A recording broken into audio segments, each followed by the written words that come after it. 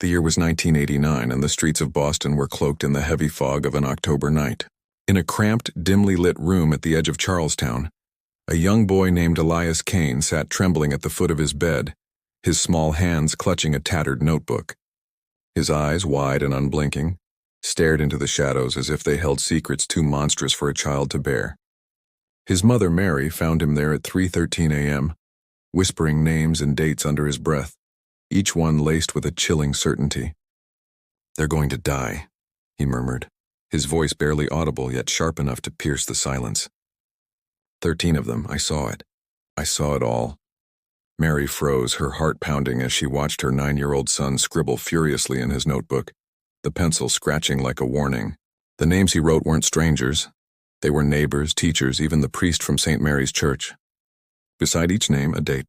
Beside each date, a cause of death so specific it made her skin crawl. Mrs. Callahan, November 3rd, fire in her kitchen. Father O'Malley, December 12th, falls from the bell tower. Elias didn't look up as he spoke, his voice flat, almost mechanical, as if something else was speaking through him. "It's coming, Mama, I can't stop it.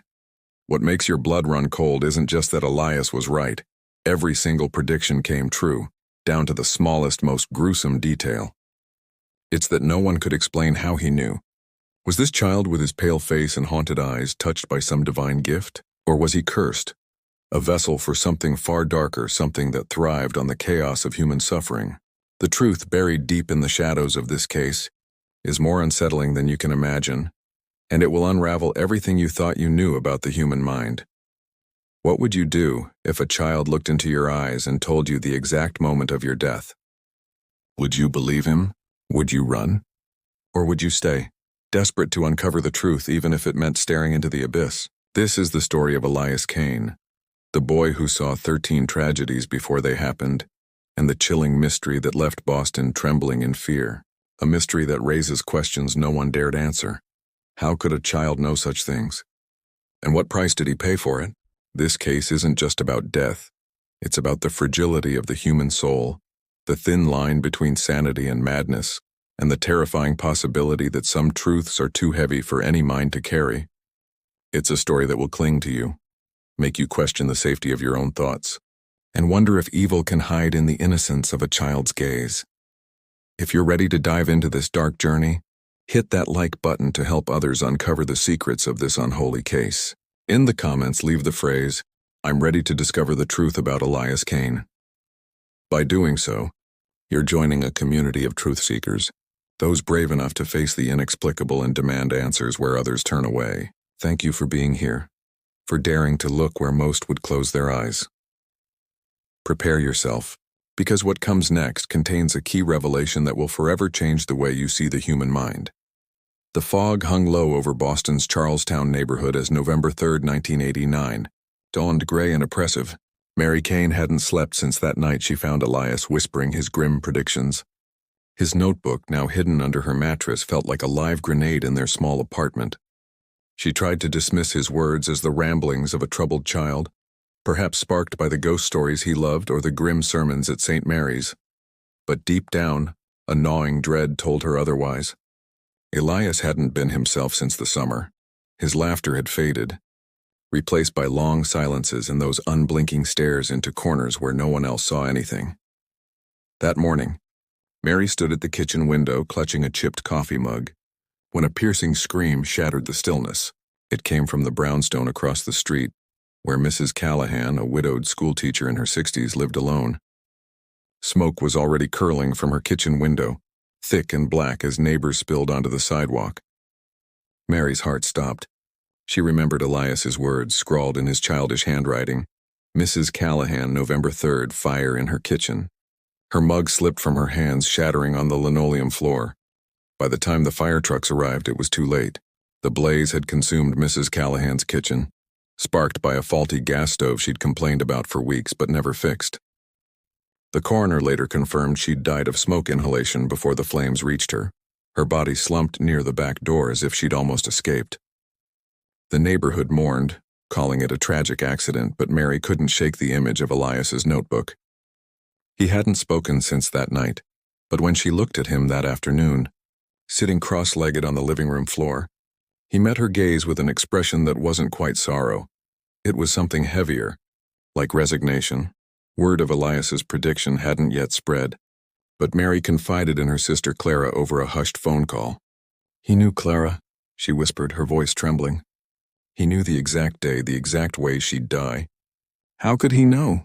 Clara, a practical woman who distrusted anything that smelled of superstition, urged Mary to take Elias to a doctor. "He's just a boy, Mary. Maybe he's sick, or maybe he overheard something about that old stove. Kids pick up things." But Mary couldn't explain the precision of it. The chilling certainty in Elias's voice when he'd spoken those names and dates.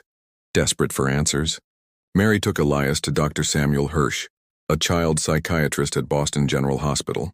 Hirsch, a soft-spoken man with wire-rimmed glasses, listened patiently as Mary recounted the incident, though she omitted the notebook, too afraid to admit its existence. Elias sat silently in the session, his small hands folded in his lap, his eyes fixed on a crack in the office wall. When Hirsch asked him about Mrs. Callahan, Elias's lips twitched and he whispered, "She was the first. There are 12 more." Hirsch leaned forward, his pen pausing over his notepad. "What do you mean, Elias?" 12 more what? But Elias clammed up, his face blank as if a switch had been flipped. Hirsch diagnosed Elias with possible early-onset schizophrenia, citing his delusional predictions and withdrawn behavior. He prescribed a low dose of antipsychotics and recommended weekly sessions. Mary nodded, clutching the prescription, but her mind was elsewhere. She hadn't told Hirsch about the notebook, nor about the other names and dates Elias had written. She hadn't told him that the next prediction was just a month away. Father O'Malley, December 12th, falls from the bell tower. As she left the office, Elias tugged at her sleeve and whispered, "It won't stop, Mama. They won't let it stop." That night, Mary sat alone in her bedroom, the notebook open on her lap. The names stared back at her, each one a ticking bomb. She traced her finger over Father O'Malley's name, her stomach twisting. He was a kind man, stern but fair, who'd baptized Elias and offered Mary comfort after her husband left. Could Elias be right again? And if he was, what did it mean? Was her son a prophet, a pawn, or something far worse? The questions clawed at her, but one thing was certain. December 12th was coming, and with it, the second test of Elias's unholy gift. As December 12th, 1989 approached, the air in Boston grew colder, the wind whipping through the narrow streets of Charlestown like a harbinger of doom. Mary Kane found herself counting the days, each one a step closer to the precipice. She had tried to bury the notebook deeper, stuffing it into a box in the attic amid old Christmas decorations and forgotten photo albums, but its presence lingered like a ghost in her mind. Elias, under Dr. Hirsch's care, showed little improvement. The antipsychotics made him drowsy. His once bright eyes now dulled, but the whispers didn't stop. At night, Mary would hear him murmuring in his sleep, fragments of names and dates that matched the cursed list. Father O'Malley, the second name on Elias's list, was a pillar of the community at St. Mary's Church. A robust Irishman in his 50s with a booming voice that filled the pews during Sunday Mass, he had been a source of solace for Mary after her husband's abandonment. He'd counseled her through the lonely nights, reminding her of God's plan. Now, as Mary attended services, she watched him with a mixture of dread and disbelief. How could such a man fall from the bell tower? The structure was ancient, its stones weathered by centuries of New England storms. But O'Malley rarely climbed it anymore, citing his bad knees. On the morning of December 12th, snow flurries danced outside the Kane apartment. Mary bundled Elias up for school, her hands shaking as she tied his scarf. He looked up at her with those haunting eyes and said, "Today, Mama, the bells will ring for him." She shushed him, her voice sharp with fear, and hurried him out the door. All day she paced the apartment, jumping at every siren or church bell that tolled in the distance. By afternoon, she couldn't bear it anymore. She grabbed her coat and walked to St. Mary's, the snow crunching under her boots. The church was quiet when she arrived, the nave empty save for a few elderly parishioners lighting candles. Father O'Malley was in his office preparing for evening confessions. Mary knocked tentatively, and he welcomed her with his usual warm smile. "Mary, my child, what brings you here on such a bitter day?" She hesitated, the words catching in her throat. How could she warn him without sounding mad? Instead, she mumbled something about needing prayer for Elias's health. O'Malley nodded sympathetically, placing a hand on her shoulder. The boy's troubles weigh heavy on you. Trust in the Lord. He has a path for us all. As she left, a sudden gust rattled the stained glass windows, and Mary glanced up at the bell tower silhouetted against the gray sky. It loomed like a sentinel, its ropes dangling in the wind. She hurried home, her mind racing. Perhaps Elias was wrong this time. Perhaps the medication was working, and the first prediction had been a coincidence, a tragic, eerie coincidence. But as dusk fell, the phone rang. It was Clara, her voice frantic. "Mary, turn on the news. There's been an accident at St. Mary's." Mary's blood turned to ice. She flicked on the small television in the living room, and there it was. Breaking news footage of emergency vehicles clustered around the church. The reporter, bundled in a parka, spoke gravely. "Father Patrick O'Malley, beloved priest of St. Mary's, has tragically fallen from the bell tower this evening. Authorities are investigating, but initial reports suggest he may have been repairing a loose rope when he lost his footing. The fall was fatal." Mary sank to the floor, the room spinning. Elias, who had been drawing quietly at the kitchen table, didn't react. He simply continued sketching, dark, swirling shapes that resembled twisted figures. When she confronted him later, tears streaming down her face, he said softly, "I told you, Mama. They show me. In the dreams." "What dreams?" She pressed him, but he only shook his head, his small frame trembling. The neighborhood reeled from the loss. O'Malley's funeral was a somber affair, the church packed with mourners. Whispers circulated. Why had he climbed the tower alone? He'd mentioned the ropes were fine just days ago. Some said it was suicide, but that didn't fit the man they knew. Mary attended, Elias by her side, his hand cold in hers. During the eulogy, Elias leaned in and whispered, "Next is Mr. Harlow, January 15th, drowned in the harbor." Mary stifled a gasp, glancing around to ensure no one heard. Dr. Hirsch, informed of the second prediction coming true, grew concerned. In their next session, he probed deeper.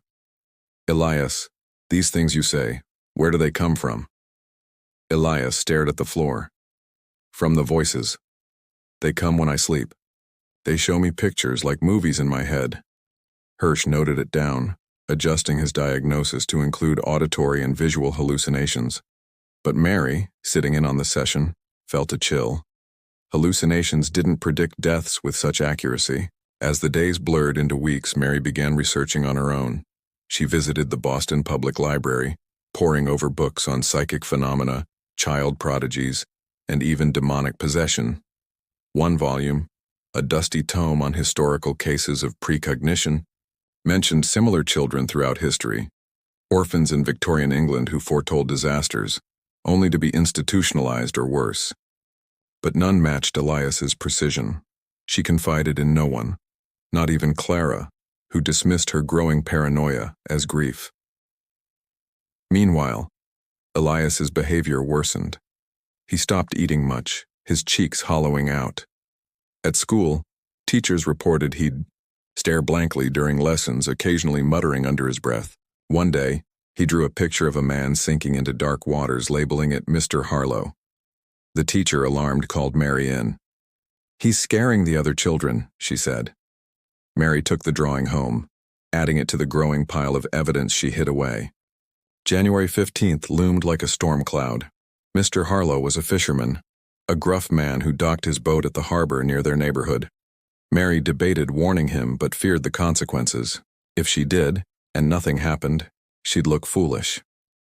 If something did, it might implicate Elias somehow. The moral quandary tore at her, nights spent tossing in bed, imagining the harbor's icy waters claiming another life.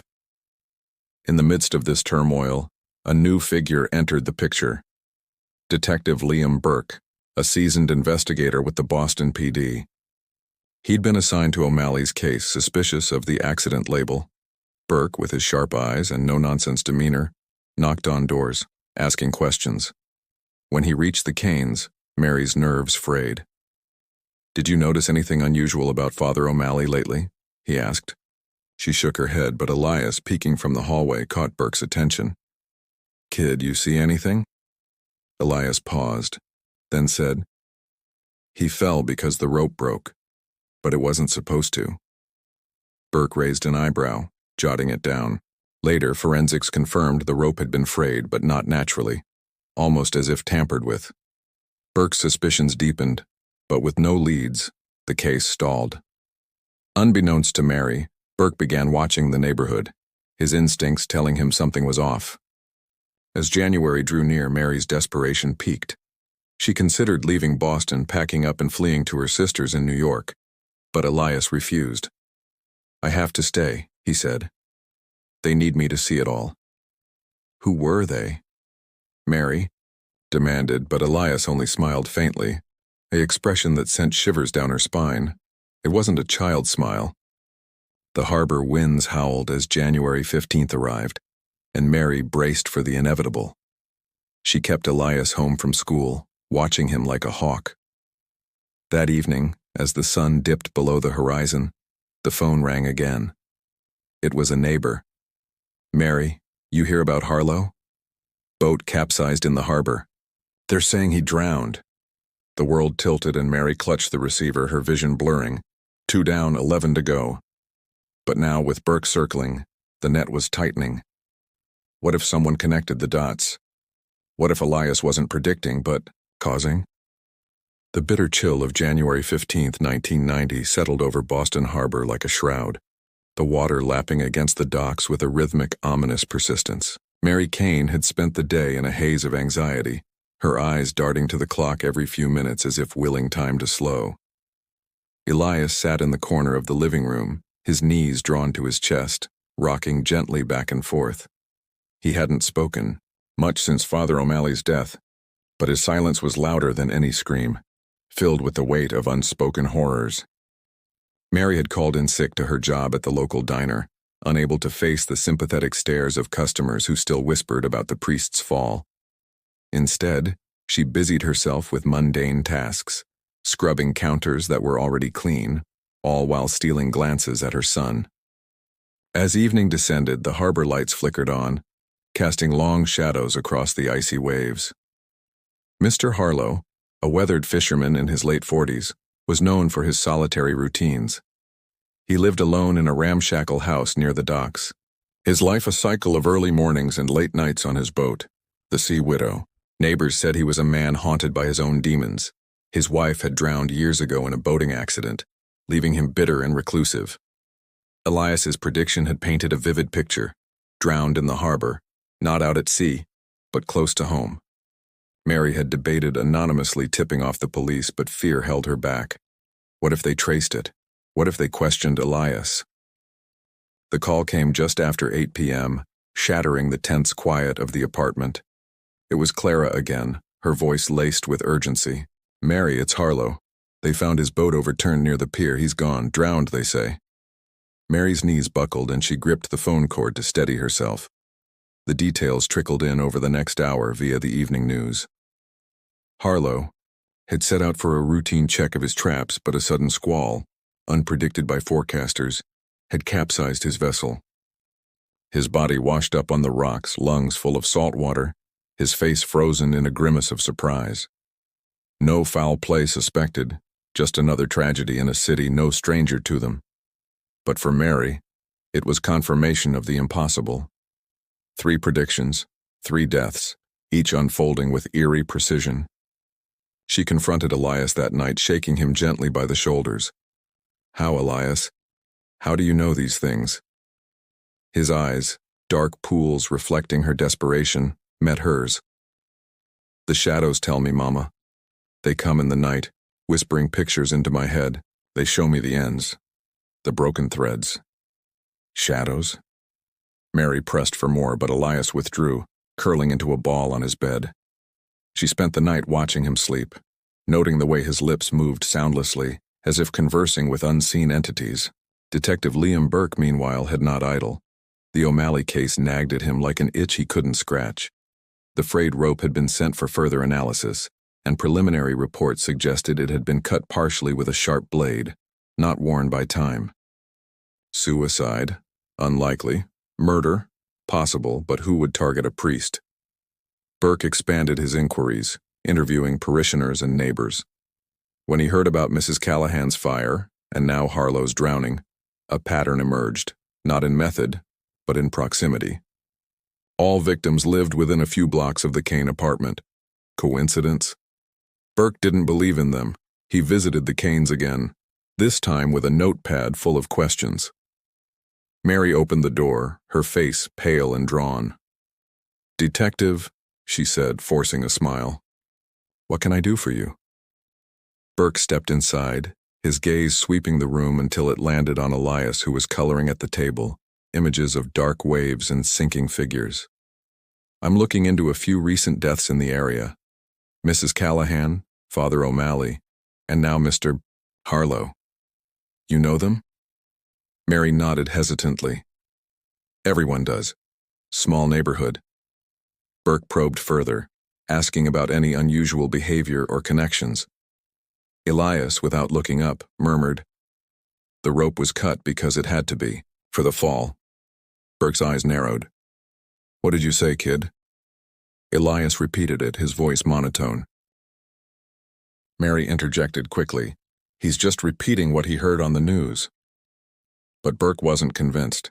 After leaving, he dug deeper into the Kanes' background. Mary was a single mother, abandoned by her husband 5 years ago.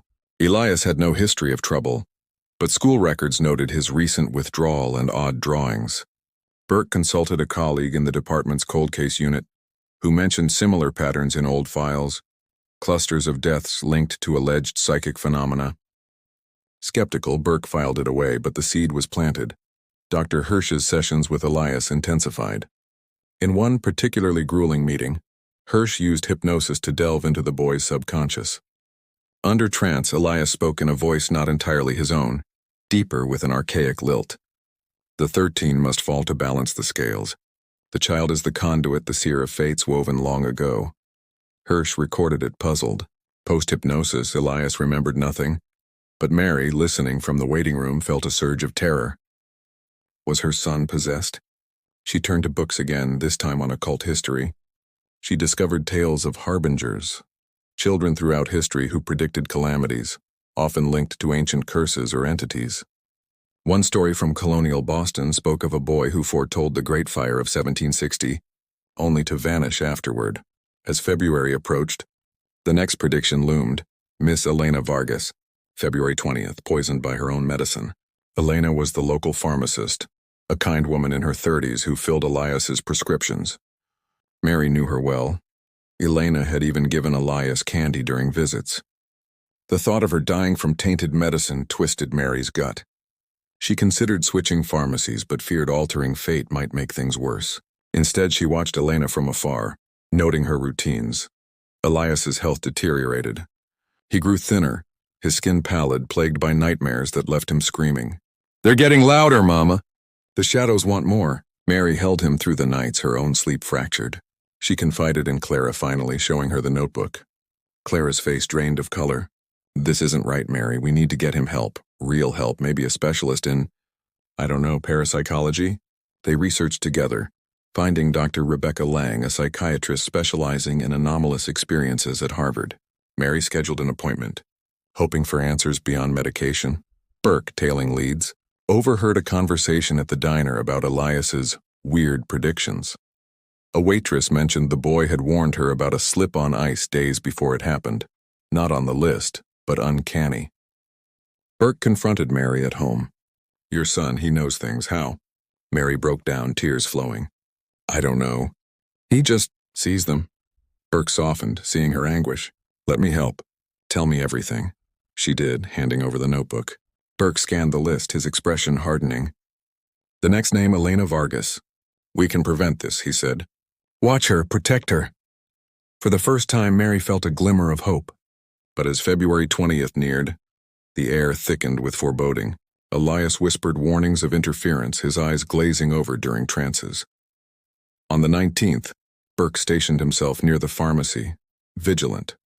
Elena closed up shop as usual, heading home with her bag of samples. That night, Mary dreamed of poison vials glowing in the dark. She woke sweating, checking on Elias. He was gone. Panic surged. She searched the apartment, finding the window open. Outside, footprints led toward the pharmacy. Burke on stakeout saw a small figure approach Elena's door. He intervened, scooping Elias up. "What are you doing here, kid?" Elias struggled. "She has to take it. The medicine's bad." Burke rushed inside with him, waking Elena. They checked her bottles. One, a new heart medication, was tainted with arsenic, swapped somehow. Elena gasped, "How did you know?" Burke glanced at Elias, who said simply, "The shadows showed me. The prediction averted?" No, Elena, in shock, grabbed a different bottle for her nerves, one she'd mixed herself. Unbeknownst to her, a labeling error from exhaustion led to an overdose. She collapsed, foaming at the mouth. Burke called paramedics, but it was too late. Poisoned by her own medicine, just as foretold. Elias watched impassively. "You can't stop them," he whispered to Burke. "They always find a way." Burke, shaken, took Elias and Mary to the station for questioning. The list now had 4 checks, 9 remaining. The detective vowed to unravel the mystery, but doubts crept in. Was Elias innocent or orchestrating? Mary clung to her son, torn between love and fear. The shadows, whatever they were, seemed unstoppable, their grip tightening on Boston's unsuspecting souls. The interrogation room at the Boston Police Department was a stark, fluorescent-lit box that smelled of stale coffee and desperation. It was late on February 20th, 1990, and the air hung heavy with the aftermath of Elena Vargas's death. Detective Liam Burke paced slowly, his shoes scuffing against the linoleum floor while Mary Kane sat hunched at the metal table, her hands wringing a tissue into shreds. Elias, dwarfed by the adult-sized chair beside her, stared at the wall with an unnerving calm, as if the chaos swirling around him was nothing more than a distant storm. The paramedics had pronounced Elena dead at the scene, her body convulsing from the accidental overdose, a mislabeled bottle of sedatives she'd prepared in a haze of fatigue. But Burke knew better now. The boy's words echoed in his mind. "You can't stop them. They always find a way." Burke stopped pacing and leaned on the table, his face inches from Elias's. "Who are they, kid? The shadows you mentioned? Tell me." Elias's eyes flicked up, dark and bottomless, holding a wisdom far beyond his years. "The ones who remember. The forgotten ones. They use me to fix what's broken." Mary reached for her son's hand, but he pulled away gently, his voice dropping to a whisper. "The next is Mr. Thompson, March 18th, crushed under his car." Burke's jaw tightened. Thompson was the local mechanic, a burly man who fixed cars in his garage down the street. The list, now safely in Burke's possession, confirmed it. 4 deaths, each predicted with chilling accuracy, and attempts to intervene only seemed to seal their fates. Released with a warning to stay in town, Mary and Elias returned home under the cover of night. The apartment felt smaller, the walls closing in like a tomb.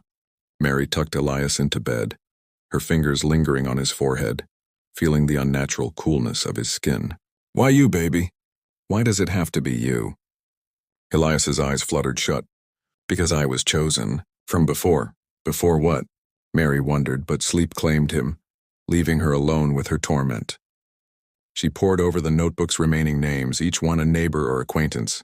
Thompson the mechanic, then young Sarah Jenkins the schoolgirl, old Mr. Rossi the baker, and so on, up to 13. The pattern was clear. All connected to the Charlestown community, all ordinary lives about to be snuffed out. Burke, back at his desk, pored over the case files. He cross-referenced the deaths. Callahan's fire. Arson investigators now suspected a gas leak, but the ignition source was unexplained. O'Malley's fall. The cut rope screamed sabotage, yet no fingerprints but his own. Harlow's drowning. The squall came out of nowhere, witnesses said, like the sea itself rose up. Vargas's poisoning, a labeling error, but her pharmacy log showed no mistakes until that day. Coincidences? Or something manipulating events through unseen hands? Burke rubbed his temples, recalling Elias's trance-like statements. He decided to dig into the boy's background. A call to vital records revealed Elias Kane was born on October 13, 1980, Friday the 13th, in a hospital during a blackout caused by a freak storm. His father, Robert Kane, had vanished shortly after, rumored to have joined a cult in the Berkshires. The next day, Mary met with Dr. Rebecca Lang at her Harvard office. A cozy room lined with books on parapsychology and abnormal psychology. Lang, a sharp-featured woman in her 40s with a no-nonsense air, listened intently as Mary recounted the events, showing her copies of Elias's drawings, twisted shadows enveloping figures in agony. "This isn't schizophrenia," Lang said after examining them. "The consistency of his visions, the accuracy, it suggests precognition, a rare but documented phenomenon." Mary leaned forward. "Documented? You mean others like him?" Lang nodded, pulling a file from her drawer. "Historical cases. The prophet children of Salem in the 1690s who predicted witch trials victims. A boy in New Orleans in the 1920s who foresaw floods. But they often paid a price. Madness, early death." Lang agreed to evaluate Elias. In their first session, she used guided imagery, leading him into a relaxed state. Elias's voice changed again, that archaic tone emerging. "We are the echoes of the betrayed. 13 souls wronged in the old city, bound to repeat until balanced." Lang pressed. "Wronged how?" Elias's body tensed. "In 1692, during the trials. Accused, hanged, but innocent. Their spirits linger, seeking vessels to enact justice on descendants." Lang's recorder captured it all. Post-session, Elias collapsed feverish. Lang confided in Mary. "This could be a case of ancestral memory or possession. We need to trace your family tree." Burke, meanwhile, hit pay dirt. Robert Kane hadn't just left. He'd been institutionalized briefly in 1985 for ranting about shadow voices guiding him. Records showed he claimed descent from Salem witch trial victims. Burke connected the dots. The Kanes traced back to Boston's colonial era, linked to those executed unjustly. Was Elias channeling vengeful spirits? Burke shared his findings with Mary over coffee at her apartment.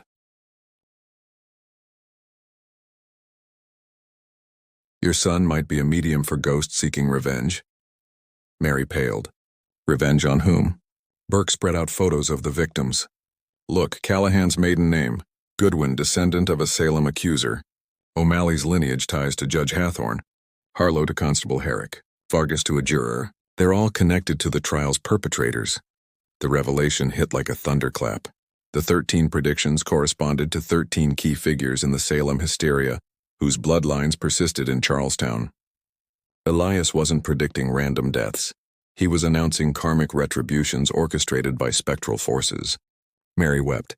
"But why my boy?" Burke had no answer, but he vowed to protect the remaining 9.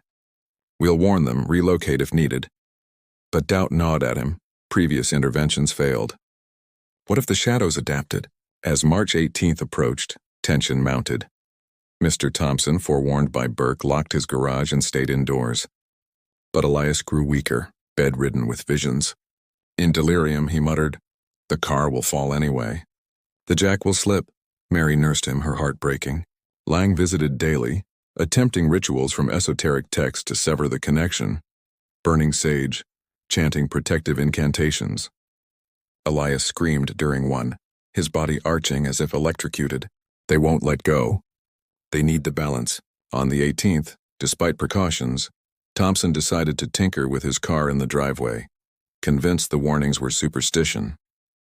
As he jacked it up, a sudden tremor, later attributed to a minor seismic event, caused the jack to slip. The car crushed him, his screams echoing through the street. Neighbors rushed out, but it was too late. Burke arrived to the scene, frustration boiling over. 5 down. He confronted Elias later. "Are you making this happen?" Elias, pale and sweating, shook his head. "No, I just see. But sometimes they make me move," Mary gasped. The night of Vargas's death, Elias wandering to her house. Had he tampered with the bottles under influence? Elias nodded weakly. "They use my hands when I sleep." The horror deepened. Elias wasn't just a seer. He was an unwitting instrument. Burke secured the apartment, posting guards. Lang delved deeper into occult lore, discovering a ritual to exorcise such entities, requiring artifacts from Salem. The next target, Sarah Jenkins. April 5th, strangled by vines in the park. Sarah, a 12-year-old girl, descendant of an accuser. Her parents, alerted, kept her home. But the shadows whispered to Elias, growing louder. He began sleepwalking, evading guards. One night, Mary found him in the park, hands outstretched toward where Sarah played despite warnings. Burke intervened just in time, but Sarah tripped into overgrown vines which tangled around her neck. She survived barely thanks to quick action, but the attempt chilled everyone. Lang's research revealed the 13 betrayed were specific victims, names matching Elias's list in reverse, their descendants paying the price. To stop it, they needed to perform an appeasement rite at the Salem graves on the anniversary of the first hanging. But that was months away in June. With 8 predictions left, time was enemy. Elias's condition worsened. Shadows manifested visibly now. Dark tendrils in corners when he tranced. Mary held vigil praying for salvation. Burke, torn between duty and the supernatural, consulted a priest, ironically O'Malley's successor, who blessed the apartment. Temporary relief, but the whispers persisted. As April bled into May, the 6th loomed. Mr. Rossi, May 9th, baked alive in his oven. Precautions failed again. Rossi, stubborn, opened his bakery. A gas explosion, triggered by a faulty valve Elias had dream-fixed nights before. 6 down. The pattern escalated, deaths more gruesome, Elias more possessed. Lang, Burke, and Mary formed an uneasy alliance, racing against the calendar. They uncovered Robert Kane's journal, hidden in the attic. Ramblings of similar visions, suppressed with drugs until he fled. The cycle repeats every generation, he wrote. Break it or be consumed. The shadows hungered and Elias was fading, a vessel cracking under pressure. The unholy case spiraled deeper into Boston's haunted past, where colonial sins bled into modern nightmares. The scent of burnt bread lingered in the air around Rossi's bakery on May 9, 1990, a grim reminder of the explosion that had claimed the life of old Mr. Rossi. The 6th victim in Elias Kane's unholy ledger. The Charlestown neighborhood, once a tight-knit community of working-class families, now buzzed with fear and suspicion. Whispers traveled from stoop to stoop. It's a curse, some said. Bad luck clustering like storm clouds. But those closer to the truth, Mary Kane, Detective Liam Burke, and Dr. Rebecca Lang, knew it was far more sinister. The shadows that tormented Elias were not mere figments. They were the restless spirits of Salem's wronged, exacting vengeance on the descendants of their accusers through the innocent vessel of a child. Mary sat by Elias's bedside in their dimly lit apartment, the curtains drawn against the prying eyes of neighbors. Her son, now a gaunt shadow of the boy he once was, lay pale and feverish, his breath shallow and ragged. The possessions were taking their toll. Dark circles ringed his eyes and his small hands twitched as if grasping at invisible threads. Mama, he murmured in his sleep, they're pulling tighter. The next one. Sarah again? No, wait, it's Mr. Donnelly, June 2nd. Electrocuted in his workshop. Mary shuddered, glancing at the notebook Burke had returned. Its pages now annotated with genealogical notes linking each name to Salem's dark history. Burke had transformed the apartment into a makeshift command center. Maps of Charlestown pinned to the walls with red strings connecting victims' homes to the Kane residence. He'd pulled strings at the department to keep the investigations open, labeling them as potential serial incidents to justify resources. We can't let this spiral, he told Mary over a late-night cup of coffee, his voice gravelly from exhaustion. 6 gone, 7 left. If Lang's right about this appeasement rite, we hold the line until June 19th, the anniversary of Bridget Bishop's hanging, the first in Salem. Lang nodded from her spot on the couch, surrounded by ancient tomes borrowed from Harvard's restricted archives. The ritual requires relics from the trials, a lock of hair, a fragment of gallows wood, something tied to the betrayed. I've got leads on a museum in Salem holding artifacts. But holding the line proved nightmarish. Elias's sleepwalking intensified, his body puppeted by the shadows during the witching hours. One night, guards posted by Burke found him in the alley behind Donnelly's electrical shop, fingers prying at a fuse box. They dragged him back, but not before he'd loosened wires. Donnelly, a wiry electrician descended from a Salem juror, ignored warnings and tinkered in his workshop on June 2nd. A spark, a surge. His body jerked as electricity coursed through him, frying circuits and flesh alike. The smell of ozone mixed with charred skin as responders arrived too late. 7 down. Burke slammed his fist on the table. How we had eyes on the kid. Mary wept. They're using him like a tool. We have to chain him down or something. But Lang warned against it. Restraint could shatter his psyche. We need to weaken the hold. Delving deeper, Lang uncovered more from Robert Kane's journal. Elias's father had experienced visions as a boy, but suppressed them with alcohol and denial, passing the curse unbroken. It's generational, Lang explained. The spirits latch onto the sensitive bloodline. Robert broke free by fleeing, but it rebounded onto Elias stronger. They traced the Kane lineage to Mary Ayer Parker, hanged in 1692 despite her innocence. Her final words cursed upon her accusers. Your seeds shall reap the whirlwind of our suffering. The 13 spirits were her fellow victims, their collective rage funneling through Elias to target the 13 key accusers' descendants, clustered improbably in Charlestown. A cosmic convergence. Perhaps as June progressed, the 8th prediction loomed. Mrs. Lydia Green, June 14th, and suffocated in her attic. Lydia, a reclusive widow and descendant of Ann Putnam, one of Salem's chief accusers, barricaded herself in her home at Burke's insistence. But the shadows adapted. Elias, in a trance, whispered directions to Mary. The trunk in her attic holds old linens, laced with dust that chokes. Burke searched the attic, finding nothing amiss, but on the 14th, Lydia ventured up for forgotten heirlooms. A collapse of stored boxes buried her in moth-eaten fabrics and insulation, her lungs filling with fibers until she asphyxiated. Rescuers found her blue-lipped eyes bulging in terror. 8 gone. The media caught wind now, dubbing it the Charlestown Curse, with tabloids speculating on serial killers or toxic spills. Burke fielded calls from superiors, stonewalling with ongoing investigation. Elias's visions grew vivid, bleeding into waking hours. He'd seize up, eyes rolling back, describing scenes in excruciating detail. She claws at the fabrics, nails breaking, throat closing like a vice. Mary held him through the fits, her own sanity fraying.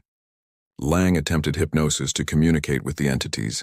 In one session, a voice not Elias's boomed through him. Justice delayed is justice denied. The balance must be struck or the vessel shatters. Lang bargained, release the boy. We'll honor you in Salem. Laughter echoed, spectral and chilling. Too late. The wheel turns, desperation mounted. Burke smuggled Elias to a safe house outside Boston, a cabin in the woods, hoping distance weakened the link. But the shadows followed, manifesting as apparitions, translucent figures in colonial garb hovering at windows. Elias screamed nightly, his body levitating briefly during peaks. The 9th, young Tommy Hale, July 1st, trampled by horses at the parade. Tommy, 10, descendant of a hangman, was kept indoors during the Independence Day festivities. Yet, Elias sleepwalked miles back to town, releasing stable horses that stampeded through a side street where Tommy had sneaked out. The boy's small body mangled under hooves, 9 down. Burke, guilt-ridden, drank heavily, questioning his grip on reality. Lang secured the relics, a sliver of gallows wood from a Salem historian, a locket with hair from a victim. The rite involves invoking names at the burial hill offering peace, but with 4 left, time crawled. The 10th, Dr. Elias Norwood, ironically named July 22nd, impaled on his fence. Norwood, a dentist from Judge Stoughton's line, fortified his home. Elias, now catatonic most days, suddenly animated, climbing the fence in the dead of night and weakening spikes. Norwood, chasing a prowler, slipped and fell onto them, iron piercing his chest. 10 gone. The toll on Elias was catastrophic. He wasted away, skin translucent, veins pulsing black as if inked by shadows. Mary begged Lang, "Save my boy." The doctor administered sedatives, but the spirits resisted, causing seizures. Burke uncovered a twist. The 13th victim was symbolic, the accuser-in-chief's descendant, none other than Burke himself, tracing back to Cotton Mather. That's why I got involved, he realized.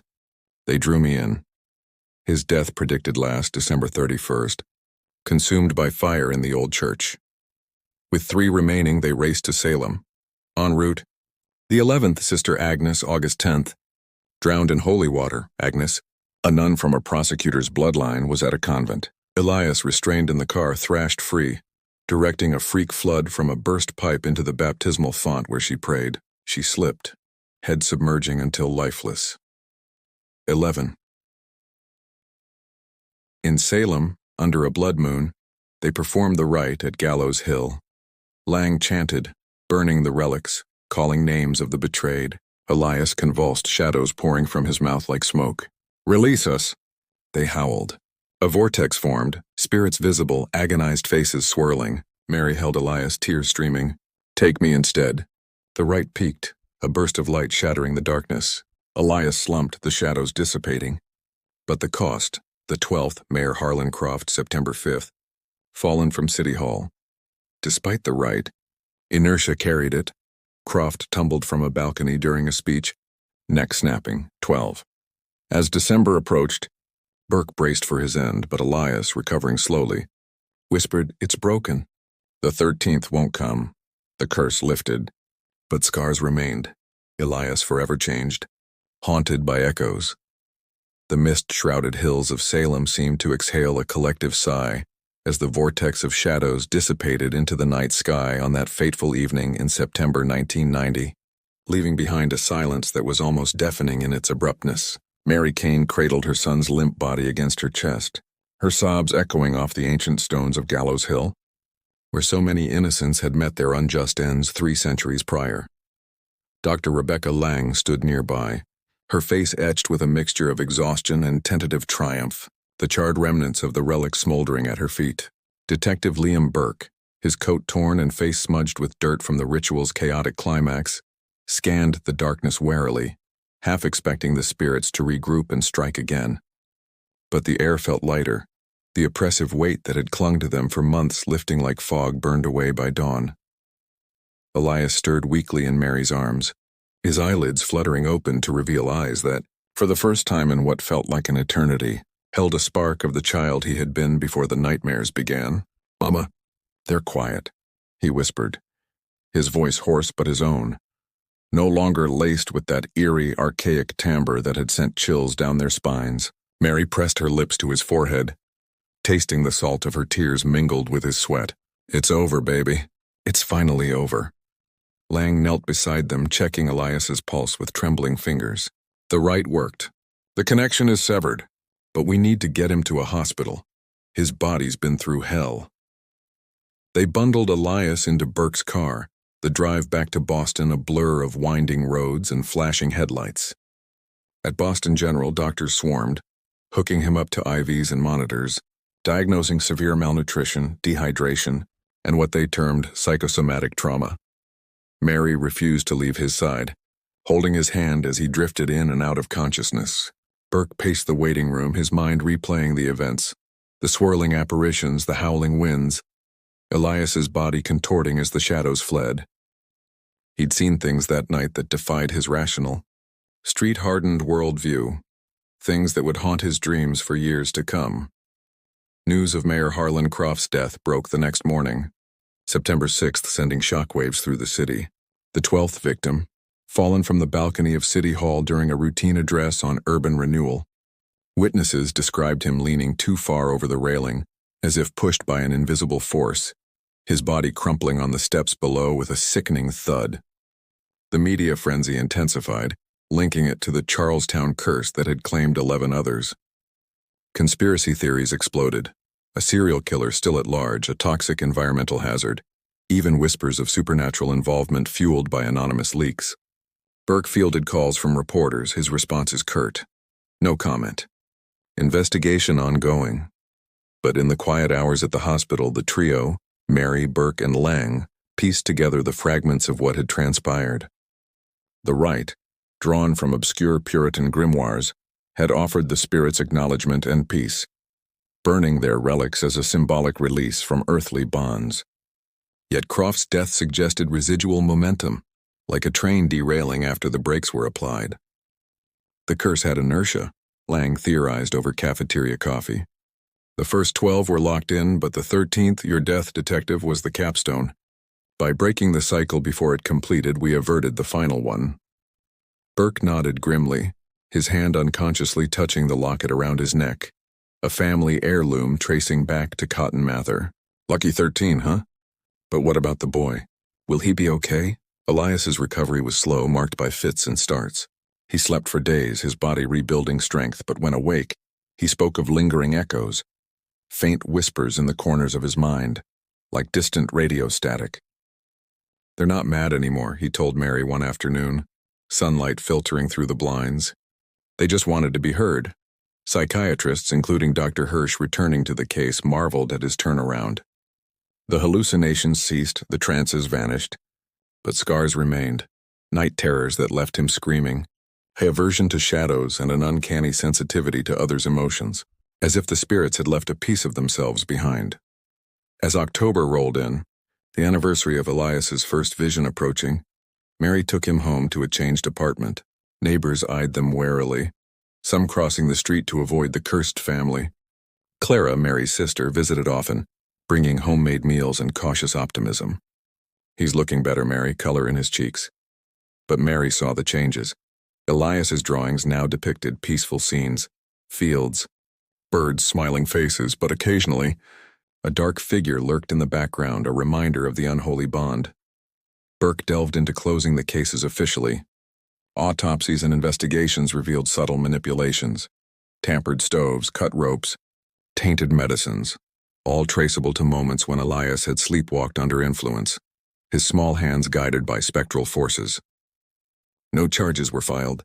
How could they prosecute a child for actions beyond his control? Instead, Burke buried the supernatural elements in paperwork, labeling deaths as accidents or suicides to quell public panic. Privately, he consulted exorcists and historians, confirming the Salem connections. "It's like the past reached out and grabbed the present," he confided to Lang during a late-night meeting. "How many other curses are out there waiting?" Lang published the anonymized paper on the case in a fringe journal, framing it as a study in collective delusion and psychosomatic phenomena, omitting the overt paranormal to protect her career. But in her notes she detailed the Wright's success, pondering if similar interventions could resolve other hauntings. "Elias was a bridge," she wrote. "Severing it saved him, but at what cost to his soul?" Elias returned to school in November, but the stares and whispers isolated him. Children called him the prophet kid, recounting exaggerated tales of his predictions. One boy, Tommy's brother, confronted him in the playground. "You killed my brother." Elias shrank back, tears welling. "I didn't." "They did." Mary pulled him out, homeschooling instead, where he excelled in history, particularly colonial America, devouring books on Salem with a fervor that worried her. As December neared, tension built. The 13th date, December 31st, Burke's predicted demise in a church fire, loomed like a specter. Despite Elias's assurance, Burke took precautions, avoiding churches, installing fire alarms, even carrying an extinguisher. Mary and Elias joined him for Christmas, a subdued affair with Lang present. Elias gifted Burke a drawing, a man standing amid flames but untouched, a bubble of light around him. "You're safe," Elias said solemnly. Burke ruffled his hair. "Thanks, kid. Means a lot." New Year's Eve arrived, Boston alive with celebrations. Burke patrolled Charlestown, his radio crackling with reports of fireworks mishaps. Midnight struck and he stood outside St. Mary's, O'Malley's old church, watching revelers. No fire, no tragedy. As the clock chimed, a weight lifted from his shoulders. The curse was truly broken, but echoes persisted. Elias began experiencing minor premonitions. A neighbor's lost cat found, a friend's minor accident averted. Gifts from the quiet ones, he called them. Mary watched warily, fearing resurgence. Lang monitored him, noting his empathy bordered on telepathy. "He's evolved," she said. The ordeal unlocked something. In the quiet moments, Mary reflected on the fragility of normalcy. The unholy case had shattered their world, revealing layers of reality where history's grievances festered unseen. Elias, forever marked, carried the burden of the seer, his childhood stolen by shadows. Yet in his resilience there was hope, a testament to the human spirit's ability to endure the inexplicable. The neighborhood slowly healed, memorials for the 12 standing as somber reminders. Whispers faded, replaced by life's mundane rhythms. But for those involved, the truth lingered. The past was never truly buried. And some bridges once crossed left indelible paths. The crisp autumn leaves crunched underfoot as Mary Kane pushed Elias's wheelchair along the winding paths of the Boston Common in October 1990, the sun casting long shadows that danced like specters across the grass. Elias, still frail from his ordeal, gazed out with eyes that seemed to pierce through the veil of normalcy, spotting details others missed. A bird's erratic flight, a stranger's fleeting grimace. The rite in Salem had severed the primary bond, halting the cascade of deaths at 12, but the aftermath was a tapestry of subtle horrors, woven into the fabric of their daily lives. Mary had hoped for a clean break, a return to anonymity, but the echoes of the betrayed spirits lingered, manifesting in ways that chipped away at her resolve. Elias's premonitions, though diminished, persisted like embers in ash. One afternoon, as they sat on a bench feeding pigeons, he suddenly stiffened, his small hand gripping Mary's arm. The man in the gray coat, he's going to trip on the root, break his ankle. Mary followed his gaze to a jogger approaching, and sure enough, the man stumbled over an exposed tree root, crying out in pain as he fell. Passers-by rushed to help, but Elias turned away, whispering, "It's not them, Mama. It's me now. I see the little things." Mary forced a smile, but her heart raced. Was this a remnant gift or a curse evolving? Dr. Lang had warned of possible residual abilities. The spirit's departure leaving neural pathways rewired for heightened intuition. Back home, the apartment felt haunted by absence. The notebook burned in a symbolic fire, but its contents etched in memory.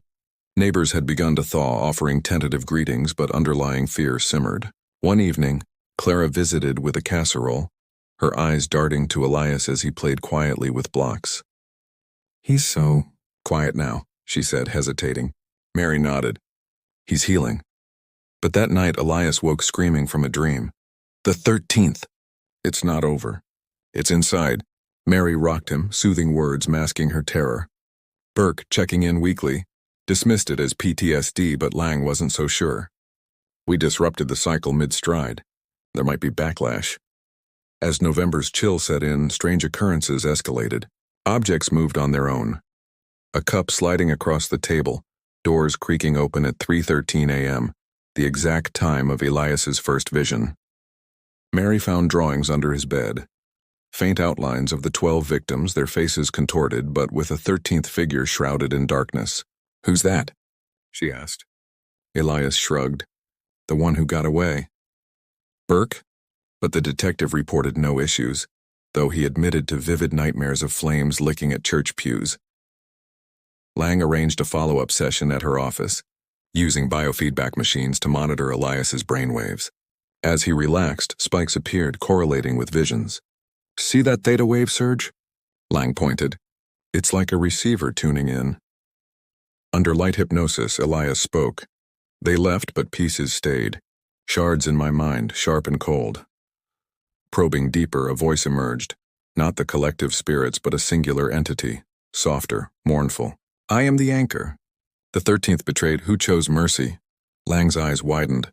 Historical records confirmed. Among Salem's victims, one, Abigail Faulkner, had recanted accusations but was hanged anyway, her spirit perhaps dissenting from vengeance. This revelation twisted the narrative. The curse wasn't uniform. Internal conflict among the spirits had allowed the rite's success, but the anchor remained, bound to Elias as a guardian or parasite. "It protects me," Elias said post-session, "from the others coming back." But protection came at a cost. Elias's vitality sapped, his growth stunted as if feeding the entity. December approached, the anniversary of O'Malley's death stirring unrest. Burke invited them to his home for the holidays, a modest row house in South Boston. Over turkey, he shared his own changes, heightened instincts on cases, solving cold files with uncanny hunches. "Like the kid rubbed off on me." Elias smiled faintly, but later confided to Mary. His fire dream. "It's shifting. Not the church, something else." Mary urged Burke to be cautious, but he laughed it off. On December 12th, exactly 1 year later, the phone rang at dawn. It was Lang, voice urgent. "Turn on the news." A fire had ravaged St. Mary's bell tower, the same from which O'Malley fell. No casualties, but arson suspected. Burke investigated, finding singed rope fragments echoing the past. "Coincidence?" he muttered. But Elias, hearing, paled. "The anchor is stirring. It wants closure." The incidents compounded. Mary woke to find Elias standing over her bed, eyes glazed. "The shards are merging." "A new list?" She shook him awake, but he remembered nothing. Lang hypothesized. "The dissenting spirit is consolidating remnants, perhaps to prevent a full resurgence. But it's unstable." They planned another rite, this time to excise the anchor gently, using Abigail's documented plea for mercy as a focal point. As Christmas Eve blanketed the city in snow, Elias's visions intensified. He predicted minor events, a car skid, a lost wallet found, all accurate but draining him. Burke, patrolling, Narrowly avoided a blaze at an abandoned warehouse, flames erupting without cause. Felt like it was calling me, he told Mary. The connection deepened. The 13th meant for Burke, now deflected by the anchor, but at risk of rebounding. New Year's Eve 1990 mirrored the previous year's tension. They gathered at Lang's office, artifacts ready, a facsimile of Abigail's petition scented with herbs for release. As midnight neared, Elias tranced, body rigid. "I forgive," the voice intoned through him. "But remembrance binds," Lang chanted, invoking peace. Shadows flickered, coalescing into a feminine form. Abigail's apparition, sorrowful. "The boy carries my burden. Free us both." The rite culminated in a surge of energy, Elias convulsing as the anchor detached, the figure dissolving into light. He collapsed, but upon waking declared, "It's gone." All quiet, test confirmed, no more spikes, no visions. But the emotional scars endured.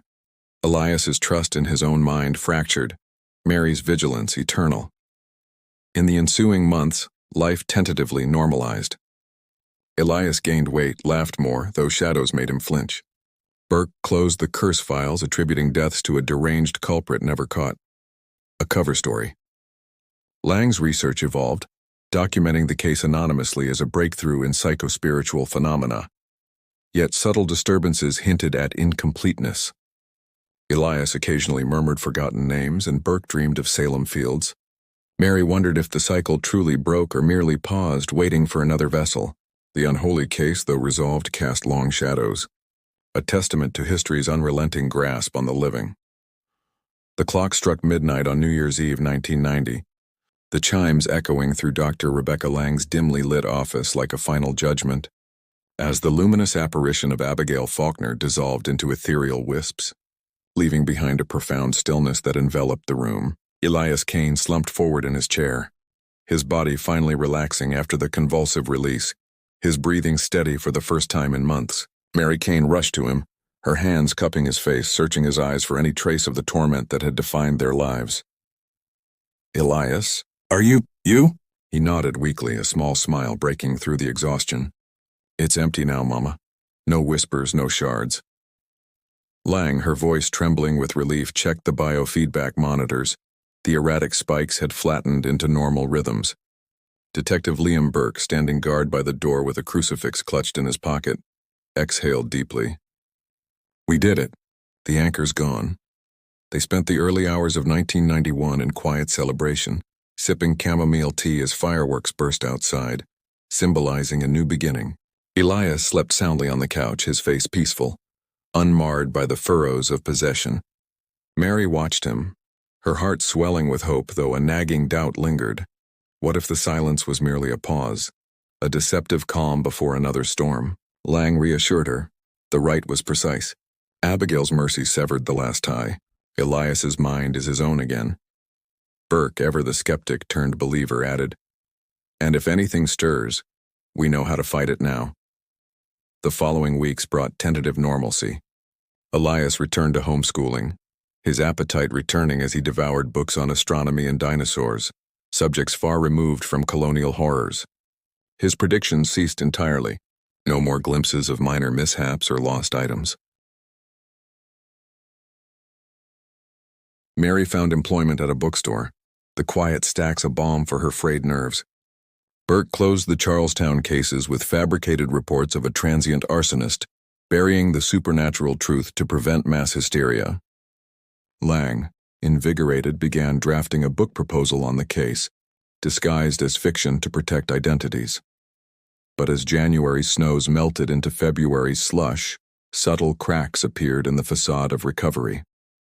Elias began complaining of headaches, sharp pains behind his eyes that came and went like fleeting shadows. At first, Mary attributed them to stress residue, dosing him with aspirin and rest. Then the dreams returned, not the vivid, commanding visions of before, but fragmented nightmares of Salem's gallows, where figures hanged not by ropes, but by threads of light that pulled them into oblivion. Elias woke sweating, sketching scenes he couldn't explain. A hidden grave, a forgotten name etched in stone. Lang examined him again, her equipment showing faint anomalies, micro spikes and delta waves, as if echoes reverberated in his subconscious. It's possible some psychic sensitivity remains, she admitted, like scar tissue in the brain. Burke, dealing with his own insomnia plagued by fire dreams, suggested a vacation. Get out of Boston. Clear the air. Mary agreed, booking a cabin in the White Mountains for March break. The drive north was liberating, the cityscape giving way to forests, Elias pointing excitedly at deer by the roadside. The cabin was rustic, log walls and a stone fireplace, isolated amid pines. For the first few days it was idyllic, hikes, board games, stories by the fire. Elias seemed rejuvenated, the headaches fading, but on the fourth night a storm rolled in, thunder rumbling like distant artillery. Elias tossed in his sleep, muttering incoherently. Mary stirred awake to find him standing at the window, staring into the darkness. They're not gone, he whispered. They lied, her blood chilled. Who lied, baby? He turned, eyes glassy. The spirits, Abigail, it was a trick. Panic set in as Elias collapsed, convulsing mildly. Mary called Lang and Burke, who drove through the night to reach them. By dawn, Elias stabilized, but his words hung heavy. Under hypnosis, a new voice emerged. Not Abigail's, but a chorus, faint and mocking. The anchor was a decoy. The true bind is in the blood. Lang's face paled. Re-examining records, she discovered an oversight. Abigail Faulkner had a twin sister, Sarah, executed days later, her existence buried in obscure ledgers. Sarah, unlike Abigail, had cursed her accusers vehemently, her spirit the true instigator of vengeance. The deception unraveled. The anchor rite had expelled Abigail's merciful influence, unwittingly unleashing Sarah's unbridled rage. The silence had been a gathering of strength, the headaches precursors to resurgence. Elias's visions returned with vengeance but altered, now foretelling not deaths but personal torments. Mary's job loss, Burke's demotion, Lang's credibility shattered. It's punishing us for interfering, Lang realized. The 13th was never Burke. It was the cycle's renewal through Elias's lineage. As April bloomed, the manifestations intensified. Shadows coalesced in mirrors, reflecting Salem scenes. Elias aged prematurely, strands of gray in his hair, his body racked by pains mimicking the victim's deaths. Burning sensations, choking fits. Mary isolated them, boarding windows, but the entity infiltrated dreams, whispering temptations, complete the 13, and freedom comes. Burke investigated Sarah's history, uncovering a lost artifact, a cursed tablet, allegedly buried under Boston's old hanging tree. Now a park in Charlestown. They planned an exhumation, covert under nightfall. Digging in the park, shovels biting earth, they found it. A leaden plaque inscribed with runes, pulsing with unnatural warmth. Elias, present to guide, screamed as they unearthed it, the entity fighting back, winds howling, ground trembling. Lang chanted countermeasures drawn from deeper occult tomes, while Burke smashed the tablet with a hammer blessed by a reluctant priest. The backlash was fierce. Visions assaulted them collectively, reliving hangings, accusations, betrayals. Elias bore the brunt, his mind a battlefield where Sarah's fury clashed with his will. You can't erase us, the voice roared through him. Mary held him, channeling maternal love as a shield. He's my son, not your tool. The tablet shattered, a shockwave rippling outward, shadows exploding into nothingness. Elias went limp, the air clearing. Tests later confirmed, no anomalies, no echoes. But the toll was irreversible. Elias's psychic channels scarred shut, leaving him normal, but with memories that aged him beyond years. Mary vowed eternal vigilance, moving them to a new city. Burke retired early, haunted but alive. Lang's book became a bestseller, veiled as horror fiction. Yet in quiet moments, Elias wondered, was Sarah truly vanquished or dispersed, waiting to coalesce elsewhere? The Unholy case closed, but its veil thinned the boundary between past and present, a reminder that some deceptions run deeper than graves. The spring of 1991 brought a deceptive bloom to the relocated lives of Mary and Elias Kane, now settled in a quiet suburb of Providence, Rhode Island, far from the shadowed streets of Boston where the Unholy saga had unfolded. The small ranch-style house, with its white picket fence and blooming lilacs, stood as a bastion against the past, a deliberate choice by Mary to immerse them in normalcy's embrace. Elias, turning 11 that October, had grown taller, his frame filling out with the vigor of youth, though his eyes retained a depth that spoke of burdens no child should carry. The headaches had vanished entirely after the shattering of Sarah Faulkner's curse tablet, and with them the nocturnal disturbances. Mary watched him play in the yard, kicking a soccer ball against the garage door, his laughter a melody she had feared lost forever. Yet in the quiet evenings when the sun dipped low and cast elongated shadows across the lawn, she caught him staring into the distance as if listening to a faint, far-off call. Their new beginning was meticulously crafted. Mary had changed their last name to Ellis, a nod to her grandmother's maiden name, burying the Kane identity under layers of forged documents procured through Burke's discreet connections.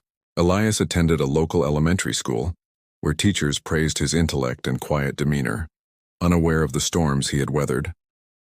Friendships formed tentatively, a boy named Jamie from down the street sharing comic books and bike rides. Mary found work as a librarian at the public library, surrounding herself with stories that ended neatly unlike their own. Weekly calls with Burke and Lang provided anchors. Burke, now in semi-retirement consulting on cold cases, reported no unusual activity in Charlestown. Lang's book, Veils of the Past, climbed bestseller lists, its fictional veneer thin to those in the know. But deception, as they had learned, was a veil easily torn. It began subtly in mid-May with Elias's renewed interest in history books. He devoured volumes on New England folklore, his fingers tracing maps of old Puritan settlements. Mary encouraged it at first, seeing it as intellectual curiosity.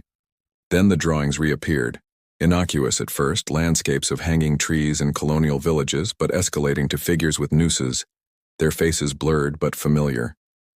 "Just imagination, Mama," Elias assured her when questioned, but his voice held a tremor. The dreams followed, not the possessing nightmares of before, but prophetic glimpses. A neighbor's dog hit by a car, a schoolmate's broken arm on the playground. Each came true, small tragedies that Elias confided only to Mary, his face etched with guilt. "I see them again, but softer, like memories that aren't mine." Alarmed, Mary contacted Lang, who drove down for a weekend visit. In the cozy living room with rain pattering against the windows, Lang conducted informal tests. Elias's brainwaves showed no anomalies, but his descriptions painted a picture of residual imprints, echoes not of spirits, but of the psychic pathways forged during possession. "It's like a muscle memory," Lang explained. The ordeals heightened his sensitivity. "These aren't curses. They're genuine precognitions, perhaps a latent ability amplified." Burke, joining via phone, grumbled about damned if you do scenarios. "We broke the big bad but left the kid with superpowers? Great." Mary wrestled with implications. Was Elias doomed to foresee suffering without intervention's power? As summer heated up, the visions grew in scope. Elias predicted a local factory fire, detailing the date and cause, a faulty wire in the assembly line. Mary anonymously tipped the authorities, averting disaster, but the act weighed on Elias. "If I tell, do I change it? Or make it happen?" he asked, echoing old fears. Mary held him, whispering assurances, but doubt crept in. Then the twist deepened. Elias began seeing personal futures, Mary's promotion at the library, Jamie's family moving away. Accurate but bittersweet, Lang hypothesized a evolution.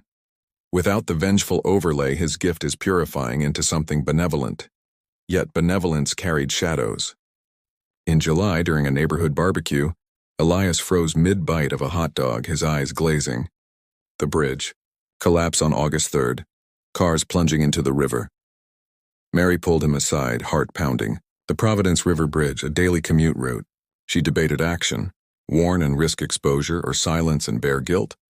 Consulting Burke, they crafted an anonymous letter to the city engineers citing overheard concerns. Inspections revealed structural weaknesses, repairs scheduled just in time. The bridge held, but Elias collapsed afterward, nose bleeding from the strain. "It hurts more now," he admitted, like pushing through fog. Lang delved deeper, unearthing similar cases in parapsychological archives. Children post-exorcism developing clairvoyance, their minds' gateways cracked open. "We need to train him," she suggested. "Control the flow or it'll consume him." Sessions began, meditative exercises in the backyard, Elias learning to summon and dismiss visions. Progress was halting, successes interspersed with failures. One vision eluded control. Recurring images of Boston, Charlestown streets flooded with spectral figures chanting names from the original list. "They're at peace," Elias insisted, "but watching." August brought escalation. Elias foresaw a train derailment outside Providence, details vivid. Track switch failure at 2:13 p.m. on the 15th. The tip worked, maintenance averted it. But media coverage mentioned mysterious warnings, stirring old fears. Burke called, "Laying low? This smells like exposure." Mary tightened security, but Elias's fame as the prophet boy from tabloid leaks followed them. A reporter knocked one evening, questions probing. "Heard about a kid in Boston who predicted deaths. Any relation?" Mary slammed the door, but the seed was planted. By September, Elias's abilities peaked. He predicted stock fluctuations for fun, weather patterns with accuracy rivaling meteorologists. But the toll mounted: insomnia, weight loss, echoes of his former frailty. Then, the unholy revelation. In a deep trance during a session with Lang, Elias spoke in Sarah's voice, faint but distinct. Fragments remain, scattered in the ether, seeking reunion. The curse wasn't fully vanquished. Shards of Sarah's essence had dispersed during the tablet's destruction, embedding in Elias's psyche like splinters. Not possessing, but integrating, morphing his gift into a hybrid, precognition laced with vengeful undertones. Panic ensued, visions turned darker, a teacher's affair exposed, leading to suicide, a bully's accident, maiming him. Elias wept. "I don't want to see the bad ones." Lang raced to find countermeasures, scouring occult networks for binding spells. Burke arrived, gun in holster, ready for spectral warfare. They convened in the house, wards drawn in salt, as Elias's condition worsened. He levitated slightly during fits, objects rattling. The climax struck on October 13th, Elias's birthday, Friday the 13th again. Visions flooded, global tragedies, personal dooms. "The shards are linking," he gasped, "forming a new anchor." Mary held him as Lang chanted, Burke reading from ancient texts. The room darkened, winds howling indoors. Spectral forms flickered, Sarah's face, twisted in rage. "You shattered me, now I shatter the world through him." The battle raged, Elias's body conduit for the clash. Lang's spell peaked, a burst of light expelling the shards, visible as dark motes burning away. Elias screamed, then silenced, collapsing. Hours later, he awoke, truly free. No visions, no echoes. "It's gone. All of it." Tests confirmed, normalcy restored. But eternal echoes lingered in subtler ways. Elias aged with wisdom, pursuing history to honor the past. Mary found solace in faith, attending church warily. Burke and Lang formed a partnership, investigating similar cases. The unholy legacy transformed them. A reminder that some veils once lifted reveal truths that bind forever. As the final shards of Sarah Faulkner's vengeful essence burned away into the ether on that fateful October 13th, 1991, in the humble suburban home in Providence, a profound silence descended, one that carried the weight of centuries-old grievances finally laid to rest.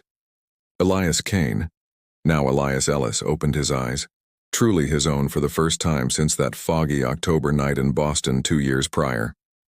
The boy who had been a conduit for the unholy, a vessel for the betrayed souls of Salem, emerged from the war storm not unbroken but reshaped, his spirit forged in the fires of the inexplicable. Mary Kane, her hand still trembling from the rite's intensity, pulled him into an embrace that spoke volumes of a mother's unyielding love, a bond that had withstood possessions, deceptions, and the very fabric of reality tearing at its seams. Detective Liam Burke and Dr. Rebecca Lang stood by, their faces a mosaic of relief, exhaustion, and quiet awe, knowing they had danced on the edge of the abyss and pulled back just in time.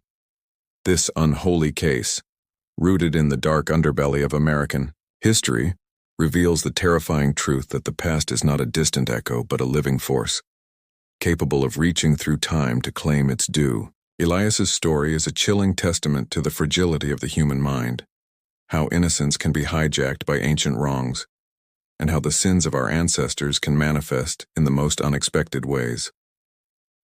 In the 1980s and 1990s, amid the bustling streets of Boston, what began as a child's whispers evolved into a symphony of tragedies, each one peeling back layers of our perceived safety, exposing the raw nerves of justice deferred. The 13 tragedies, 12 fulfilled, 1 averted, serve as a stark reminder that some curses are not born of fantasy, but of real human suffering, perpetuated through generations until confronted with courage and understanding. Elias, the unwitting prophet, paid the highest price, his childhood stolen, his psyche scarred, yet in his survival lies a glimmer of hope, that even the darkest forces can be vanquished when faced with unwavering resolve. But beyond the horror, this tale delves into the depths of the human soul, questioning the boundaries between prophecy and possession, gift and curse. It forces us to confront uncomfortable truths. Are we all potential vessels for the unresolved? Does the collective memory of injustice linger in our blood, waiting for a spark to ignite? Elias's journey from a trembling boy scribbling names in a notebook to a young man free of spectral chains illustrates the unpredictability of the mind, how it can bend under supernatural weight yet snap back with resilience. In reflecting on this psychiatric enigma, wrapped in the cloak of the paranormal, we see the vulnerability inherent in us all, the thin veil separating sanity from the abyss, and how empathy, knowledge, and alliance can bridge that gap. This story changes not just our view of the human mind, but of history itself, urging us to acknowledge the shadows of the past, lest they consume the present. You've made it to the end, brave viewer, enduring the twists and terrors that many would shy away from. Congratulations. You are now part of an elite circle, those who dared to peer into the heart of this unholy mystery, emerging with eyes wide, open to the hidden truths that lurk beneath the surface of everyday life. Not everyone has the fortitude to face such darkness, to unravel the threads of a case that blurs the lines between the living and the spectral, the sane and the possessed. By staying until this moment, you've proven yourself a true seeker, one who refuses to let the inexplicable remain shrouded in silence. In the comments below, share the phrase, "This story shattered my illusions about the human mind."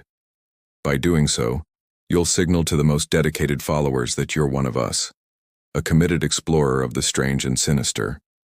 Your comment will weave you into our growing community, a network of minds united in the pursuit of hidden truths, where we exchange insights, theories, and personal encounters with the enigmatic. Together, we build a fortress against ignorance, shining light on what society dares not acknowledge. Now, consider the importance of sharing this video. Imagine the countless souls out there, blissfully unaware, walking through life as if the past's grievances couldn't touch them, until they do. By sharing, you become a harbinger of awakening, ensuring that more people uncover these forbidden narratives, the ones that challenge our complacency and force us to question our reality. Don't let this story fade into obscurity. Spread it like a whisper in the wind, carrying the weight of 13 tragedies to ears that need to hear. Subscribe to the channel if you haven't already, and join this unique brotherhood of the bold. Think of it as stepping into a shadowed library where each video is a forbidden tome, unlocking doors to the disturbing and the profound. Without your subscription, you risk missing the next revelation, the next descent into the macabre that could forever alter your perception, like roots delving into dark soil, seeking nourishment from the unknown. Your subscription roots you in our community, where we collectively decipher the inexplicable, turning fear into fascination. Continue watching our videos to fuel that insatiable curiosity for the bizarre, the sinister, and the enigmatic. Each episode is a step deeper into the tunnel of mysteries, where the light at the end is not escape, but enlightenment. Stay with us, and keep the flame of inquiry burning bright against the encroaching darkness. In the end, Elias's tale lingers as a cautionary whisper. The human mind is a labyrinth capable of housing wonders and horrors alike. What secrets does your own mind hold waiting to be unearthed? Ponder that as you go forth, and remember, the unholy is never truly far away.